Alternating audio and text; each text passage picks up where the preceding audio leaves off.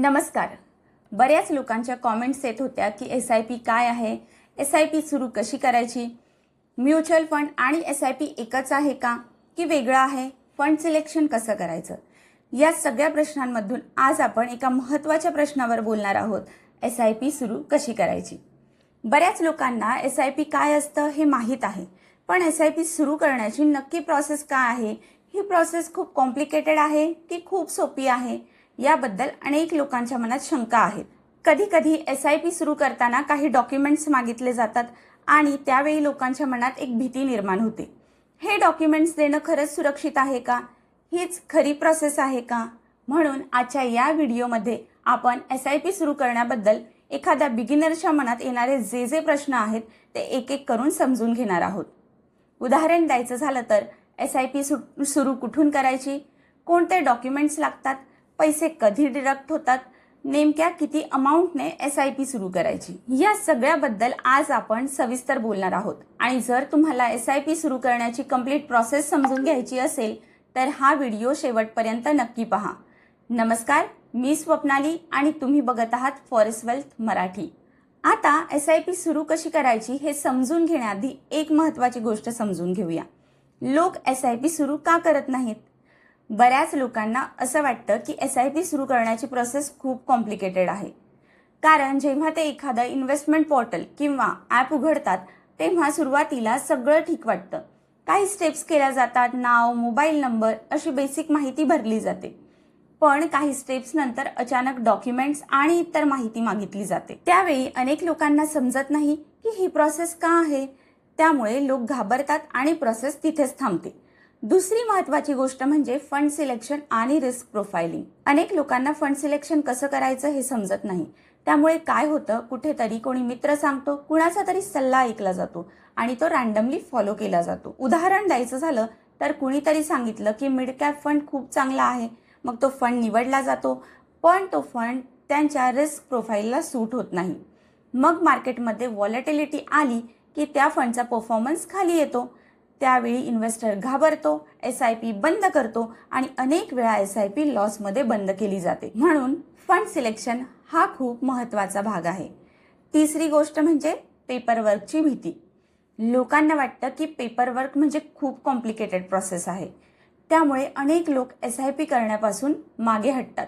आता आपण मेन मुद्द्याकडे वळूया, SIP सुरू करण्याची प्रोसेस. सर्वात आधी पाहूया SIP सुरू करण्यासाठी कोणते डॉक्युमेंट्स लागतात. सर्वात महत्त्वाचं डॉक्युमेंट म्हणजे पॅन कार्ड, दुसरं डॉक्युमेंट म्हणजे आधार कार्ड, यानंतर लागतात बँक डिटेल्स, त्यात येतं बँक अकाउंट नंबर आणि IFSC कोड. इथे एक महत्त्वाची गोष्ट आहे, जे बँक अकाउंट तुम्ही SIP साठी जोडणार आहात ते शक्यतो नॅशनलाइज्ड बँक किंवा प्रायव्हेट बँकेचं असावं, कारण मॅन्डेट प्रोसेसमध्ये बँककडून ऑटो डेबिटची जी परमिशन घेतली जाते ती या बँकमध्ये खूप स्मूथली कंप्लीट होते. या उलट कोऑपरेटिव्ह बँक किंवा लहान बँकमध्ये मॅन्डेट अप्रूव्ह होण्यासाठी जास्त वेळ लागू शकतो. म्हणून शक्य असेल तर SIP साठी स्टेबल आणि वाईडली युज्ड बँक अकाउंट वापरणं चांगलं ठरतं. तसंच तुमचा मोबाईल नंबर आणि ईमेल ID लागतो. तुमचा जो मोबाईल नंबर आहे तो शक्यतो आधार कार्डशी लिंक्ड असावा, कारण KYC प्रोसेस करताना किंवा काही व्हेरिफिकेशन स्टेप्समध्ये OTP व्हेरिफिकेशन येतं आणि हे OTP साधारणपणे आधार लिंक मोबाईल नंबरवर येत असतात. म्हणून जर मोबाईल नंबर आधारशी लिंक्ड असेल तर व्हेरिफिकेशन प्रोसेस पटकन आणि स्मूथली कंप्लीट होते. त्याचबरोबर नॉमिनीची माहिती द्यावी लागते, म्हणजेच तुमच्या इन्व्हेस्टमेंटसाठी नॉमिनी कोण असणार हे तुम्हाला सांगावं लागतं. नॉमिनी एकापेक्षा जास्तही असू शकतात. जर 2 नॉमिनी ठेवले तर तुम्ही पर्सेंटेज प्रमाणे डिवाइड करू शकता, जसं की 50% आणि 50%. नॉमिनीचं नाव आणि डेट ऑफ बर्थ अशी बेसिक माहिती यासाठी मागितली जाते. आता हे सगळं झालं डॉक्युमेंट्स आणि इन्फॉर्मेशन रिलेटेड. आता यानंतर पुढची महत्त्वाची स्टेप येते ती म्हणजे KYC. म्युच्युअल फंडमध्ये इन्व्हेस्टमेंट करण्यासाठी KYC हे मॅन्डेटरी आहे, म्हणजेच कंपल्सरी आहे. आता KYC म्हणजे काय, तर KYC म्हणजे नो युअर कस्टमर. या प्रोसेसमध्ये तुमची आयडेंटिटी व्हेरीफाय केली जाते, तुमचा ॲड्रेस कन्फर्म केला जातो. आता ही प्रोसेस सुद्धा ऑनलाईन कंप्लीट करता येते. आता KYC तर पूर्ण झाली. आता यानंतरचा महत्त्वाचा मुद्दा येतोय तो म्हणजे फंड सिलेक्शनचा. जर तुम्हाला म्युच्युअल फंड बद्दल चांगली माहिती असेल, फंड कसे काम करतात, रिस्क प्रोफाइलिंग कसं करायचं हे समजत असेल तर तुम्ही स्वतः फंड सिलेक्ट करू शकता. पण जर तुम्हाला या गोष्टीबद्दल खात्री नसेल किंवा कोणता फंड तुमच्या रिस्क प्रोफाईलला सूट होईल हे समजत नसेल तर तुम्ही म्युच्युअल फंड डिस्ट्रीब्युटरची या प्रोसेसमध्ये मदत घेऊ शकता. कारण डिस्ट्रीब्युटरकडे फंडबद्दलचा अनुभव असतो. वेगवेगळे फंड कसे परफॉर्म करतात, कोणत्या प्रकारच्या इन्व्हेस्टरसाठी कोणता फंड योग्य असू शकतो याबद्दल त्यांना प्रॅक्टिकल नॉलेज असतं. म्हणून फंड सिलेक्शन करताना म्युच्युअल फंड डिस्ट्रीब्युटर तुम्हाला फंड सिलेक्शन आणि रिस्क प्रोफाइलिंग दोन्हीमध्ये मदत करू शकतो, जेणेकरून तुमची SIP योग्य पद्धतीने सुरू होईल. KYC झाली, फंड सिलेक्शन झाली. आता त्यानंतर येतं की SIPची अमाऊंट ठरवण्याचा टप्पा. एक बेसिक रूल असा सांगितला जातो की आपल्या मंथली इन्कममधून 10% आपण SIP साठी सुरू करू शकतो.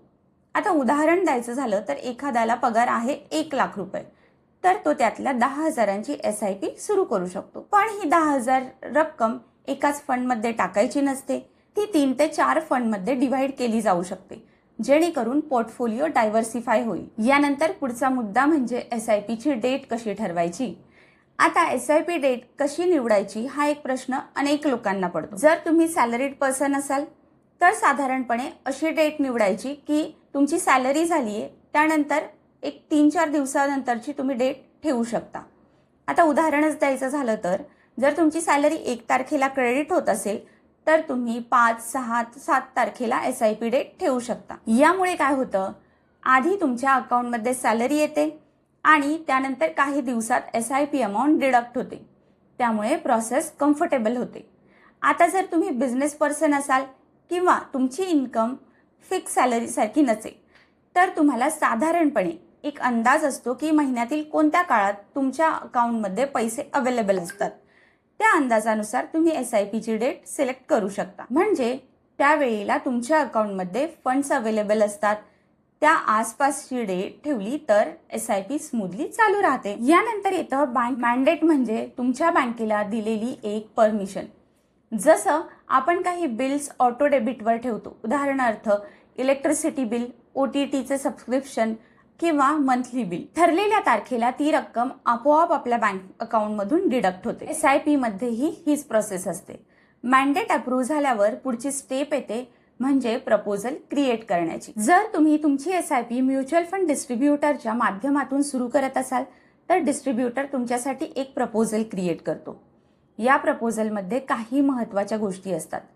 तुम्ही निवडलेला फंड, त्या फंडमध्ये जाणारी SIPची अमाऊंट आणि ती अमाऊंट कोणत्या तारखेला डिडक्ट होणार ती डेट, या सगळ्या गोष्टी एकत्र करून एक प्रपोजल तयार केलं जातं आणि मग ते प्रपोजल तुम्हाला सेंड केलं जातं. जेव्हा तुम्ही ते प्रपोजल एक्सेप्ट करता तेव्हा तुमची SIP ऍक्टिव्हेट होते. यानंतर दर महिन्याला ठरलेल्या तारखेला ठरलेली रक्कम तुमच्या बँक अकाउंटमधून डिडक्ट होऊन म्युच्युअल फंडमध्ये इन्व्हेस्ट होत राहते. आता या सगळ्यानंतर एक महत्त्वाचा प्रश्न आहे, आता हे सगळं तर मला कळालंय कशी SIP सुरू करायची, मग मला डिस्ट्रीब्युटरची गरजच का आहे.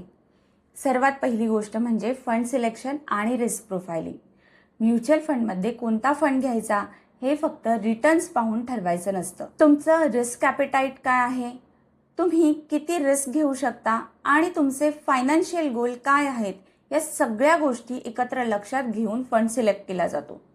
इथे एक म्युच्युअल फंड डिस्ट्रीब्युटर तुम्हाला मदत करू शकतो, कारण त्याच्याकडे मार्केट आणि वेगवेगळ्या फंड्सचा अनुभव असतो आणि माहितीही असते. त्यामुळे तुमच्या गोल्स आणि रिस्क प्रोफाईलला सूट होईल असा फंड सिलेक्ट करण्यात डिस्ट्रीब्युटर तुमची मदत करू शकतो. दुसरी महत्त्वाची गोष्ट म्हणजे मार्केट व्हॉलॅटिलिटी. एकदा SIP सुरू झाली की इन्व्हेस्टमेंटचा प्रवास सुरू होतो. पण मार्केट नेहमी सरळ रेषेत वर जात नाही किंवा खाली येत नाही. कधी अप्स, कधी डाऊन येतात, कधी पोर्टफोलिओ नेगेटिव्ह दिसतो, कधी आधी झालेले रिटर्न्स देखील कमी झाल्यासारखे वाटतात. अशा वेळी अनेक इन्व्हेस्टर घाबरतात आणि SIP बंद करण्याचा विचार करतात. पण अशा परिस्थितीत एक एक्सपिरियन्स डिस्ट्रीब्युटर तुम्हाला पॅनिक होऊ देत नाही. तो तुम्हाला सिच्युएशन समजावून सांगतो आणि तुमच्या इन्व्हेस्टमेंट प्लॅनवर टिकून राहायला मदत करतो. म्हणून SIP सुरू करण्याइतकंच महत्त्वाचं आहे योग्य मार्गदर्शन मिळणं. तर तुम्हाला आजचा व्हिडिओ कसा वाटला हे मला नक्की कॉमेंट्समध्ये कळवा आणि जर म्युच्युअल फंड आणि SIP बद्दल अजून काही प्रश्न असतील तर तेही मला कॉमेंट बॉक्समध्ये जरूर विचारा.